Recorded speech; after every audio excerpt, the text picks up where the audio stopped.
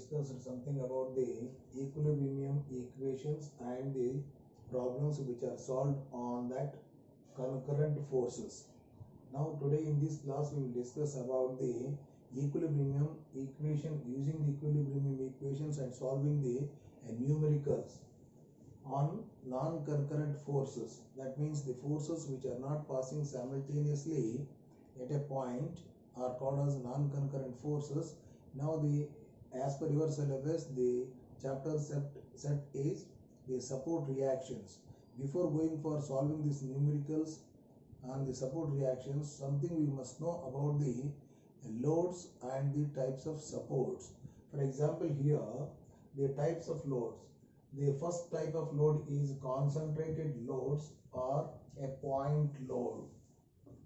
That means now this is the beam section on which the point loads are acting. So W, W1, W2. That means these are concentrated at a particular point. So therefore these are called as a point loads. So then comes, and these loads will be acting at a point where they are actually applied. The next type of loading is uniformly distributed load.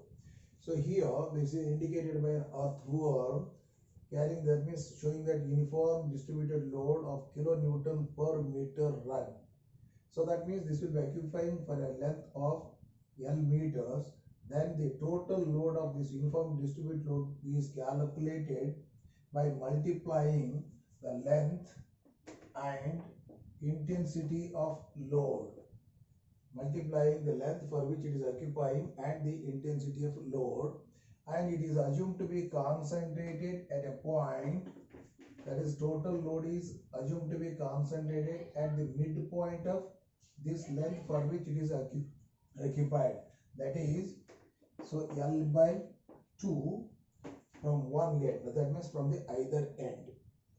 So next is a uniformly varying load. That means point to point the load is going to be varying. Maximum at this kilonewton per meter run, and it ends with the 0. So now it will be in triangular form.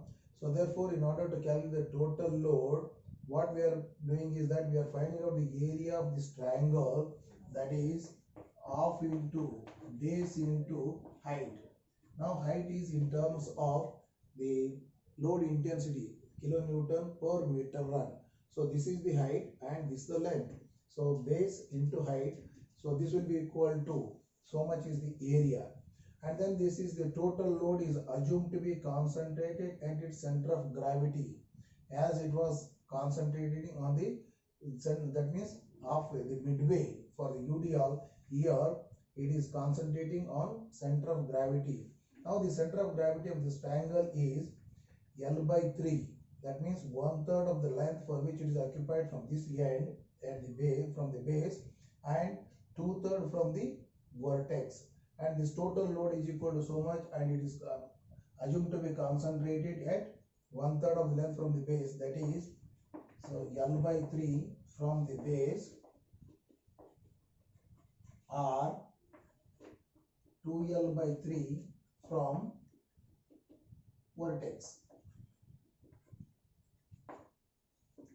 So now, in addition to this, we have got another type of loading, that is the applied moment.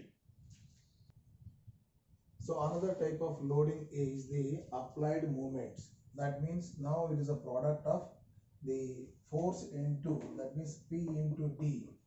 So it is a product. So therefore now this will be treated as, that means the moments will be acting in the clockwise direction.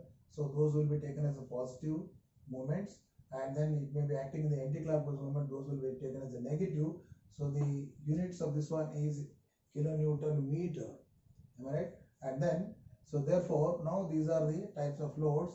In this case, for the force analysis, the moments will not be taken into account while taking the moment equations. Then this will be either added or subtracted depending upon the clockwise movements or anti-clockwise movements.